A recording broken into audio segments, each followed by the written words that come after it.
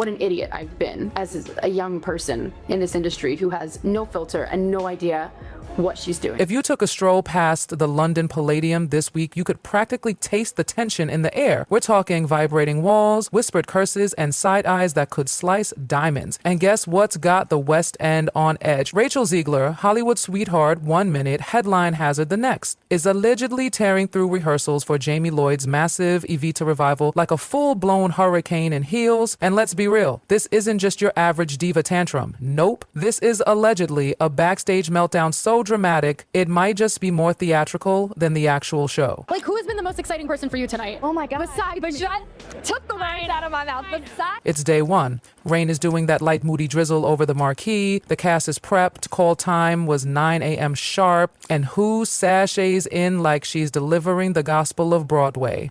Rachel. Freaking Zegler. Latte in hand, sunglasses on, clock. Never heard of her. Sources say Lloyd, the poor director, barely got a word in before Rachel cut him off with her vision of Eva Peron. It's kind of like stupid to complain about. I swear I'm not complaining. If I was a Hollywood executive, I would blacklist her. We orbit. And let's just say things snowballed. One day, during a full cast run-through, Rachel just stopped, mid-performance, dead in the middle of a number, declared the creative frequency was off, and walked straight out. No warning. No let's regroup. Just gone. The rest of the cast? Frozen. On stage, like malfunctioning robots at a theme park. And while the theater world was clutching pearls on Twitter, Rachel was curating Zen Insta selfies, all soft lighting and captions like, channeling Eva's fire. Like, girl, what fire? The building's literally smoldering behind you. What would you say to those who are just kind of overly critiquing the film at this point? You've worked so hard on it.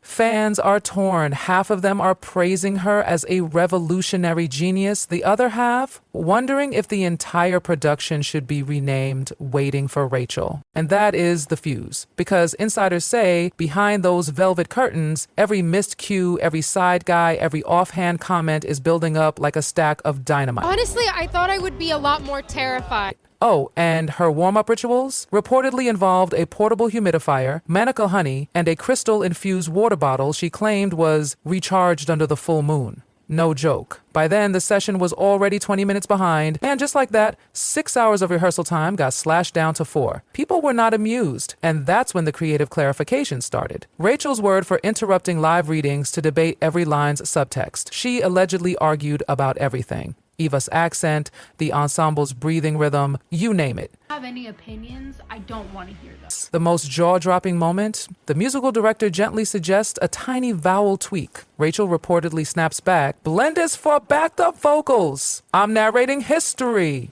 The audacity. The room went dead silent, like courtroom waiting for the Volvic silent. And that's when the jokes started flying in the cast group chat. Hashtag Eva or no. Sure, it started lighthearted, but underneath, a slow simmering panic that this show was spinning out before it even took off. Then came the scene that cracked the whole production in two. During Don't Cry For Me Argentina, Jaime Lloyd gave this minimalist direction, Eva standing still, arms at her side, letting her voice carry the scene while the ensemble became a living frame. And Rachel? She allegedly shot him a look, narrowed her eyes, and flat out said, I don't think so. Oh, it was on. Rachel's alleged reply, a blueprint is a suggestion. History is what we build in the moment. Translation, I do what I want. One dancer summed it up perfectly. We're improvising a skyscraper. Hope the foundation holds. By the end of that chaotic day, Jaime Lloyd had given up just enough ground to keep things rolling. But insiders swear the vibe had shifted. His calm, meditative energy, gone. Replaced with a quiet dread. Something cracked that day, and no amount of polite applause could glue it back. And then, boom, Buenos Aires rehearsal.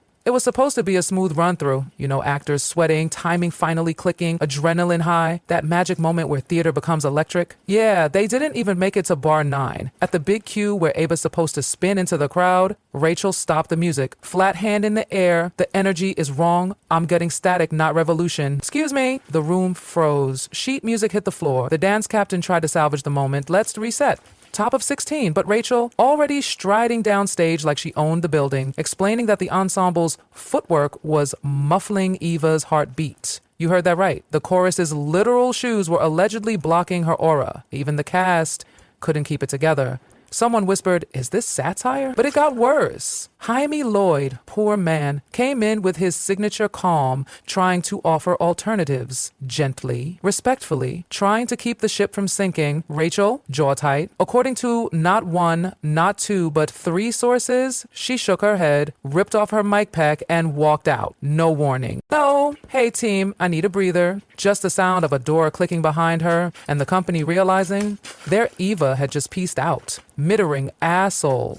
Fallout? Immediate. Phones buzzing, panic texts everywhere. Did she quit? Is she sick? Are we done for the day? Call sheets got shredded. Lunch postponed. A 25-minute break ballooned into a 2-hour who even knows anymore scramble. And then, the next day, Rachel strolls back in. Not a word about the walk-off, just let's focus, and boom, right back into vocal warm-ups. But honey, the damage had already landed. Crew dubbed that eerie rehearsal silence as the blackout, and it haunts every session now. Because once your lead vanishes once, with zero warning, every future rehearsal feels like it could go up in smoke. By midweek, the cast stopped rehearsing. They started surviving. And suddenly, a new term popped up. The Zegler adjustment. Lighting cues needed rewriting because yesterday's staging was spiritually outdated. Zegler adjustment. Sound mix had to shift because Rachel randomly jumped an octave. Zegler adjustment. At one point, a prop master literally slapped a sticker on a backup mic. Contingency RG. And yeah, people laughed, but it was that nervous gallows humor kind of laugh. Behind the scenes, dark. One assistant stage manager leaked a color-colored flowchart titled "If Rachel Declines a Note, V 3.1. Options: clarify intention,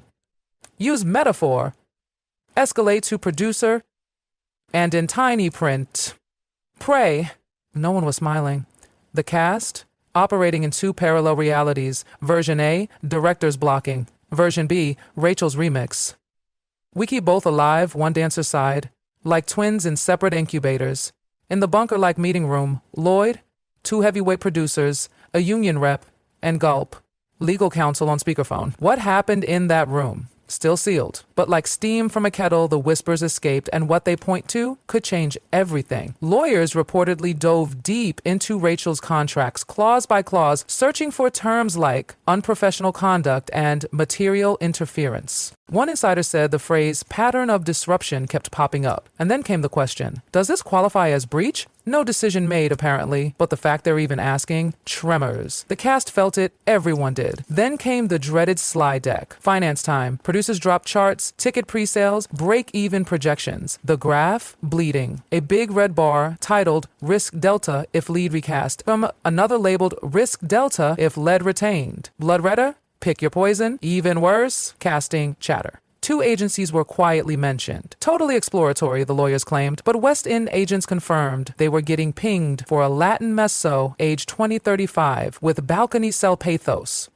Wonder who that's for. Rachel apparently only got a vague schedule adjustments may occur. Translation, pieces are definitely moving. And outside the room, madness, people whispering, refreshing Twitter. One crew tech muttered, if the lawyers are reading contracts, we're past intermission. Rachel's camp, meanwhile, kicked into PR overdrive. First, a moody Instagram carousel, amber-tinted photos, poetic caption, finding Ava's heartbeat in the stillness between notes. One cast member rolled their eyes. Girl, you skipped half the song. Then came the tearful selfie video, Rachel whispering about the weight of leading and the cost of artistic honesty. Theater Twitter exploded. Band split again.